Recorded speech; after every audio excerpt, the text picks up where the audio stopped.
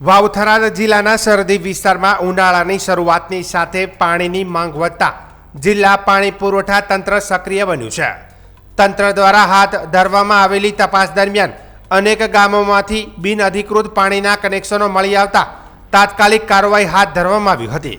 પાણી પુરવઠા વિભાગ અને એજન્સીના કર્મચારીઓ સંયુક્ત કામગીરી કરી સોઈગામ અને આસપાસના વિસ્તારોમાં ચકાસણી શરૂ કરી હતી. તપાસ દરમિયાન ધરાદરા, ભાનખોડ, જાનાવાડા, તીર્થગામ, ભટાસણા, સૌપુરા, રામપુરા, વાછરડા, ખરડોલ અને ગોંભારકા સહિત 12થી વધુ ગામોમાંથી બિનઅધિકૃત પાણીના કનેક્શનો મળી આવ્યા હતા. અધિકારીઓના જણાવ્યા મુજબ કેટલાક લોકો દ્વારા મુખ્ય 90 mmની હેવી પાઇપલાઇનમાંથી ગેરકાયદેસર રીતે કનેક્શન લઈ પાણી ચોરી કરવામાં આવતું હતું. આ બાબત ધ્યાનમાં આવતા તંત્રએ કડક કાર્યવાહી હાથ ધરી હતી. પાણી પુરવઠા વિભાગના અધિકારીઓ અને એજન્સીના કર્મચારીઓએ સંયુક્ત ઓપરેશન હાથ ધરી માત્ર એક જ દિવસ કુલ 46 બોગસ કનેક્શનો કાપી નાખ્યા હતા. આ કાર્યવાહી દરમિયાન અનેક સ્થળોએ ગેરકાયદેસર રીતે જોડાયેલા પાઇપો અને જોડાણો દૂર કરવામાં આવ્યા હતા.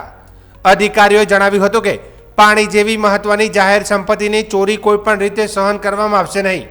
બિનઅધિકૃત કનેક્શન કરનાર લોકો સામે નિયમ મુજબ કાર્યવાહી હાથ ધરવામાં આવી રહી છે. તંત્ર દ્વારા આગળ પણ સતત ચકાસણી કરવામાં આવશે અને જ્યાં અને ત્યાં ગેરકાયદેસર પાણી કનેક્શન જોવા મળશે ત્યાં કડક પગલાં લેવામાં આવશે તેવી ચેતવણી પણ આપવામાં આવી છે.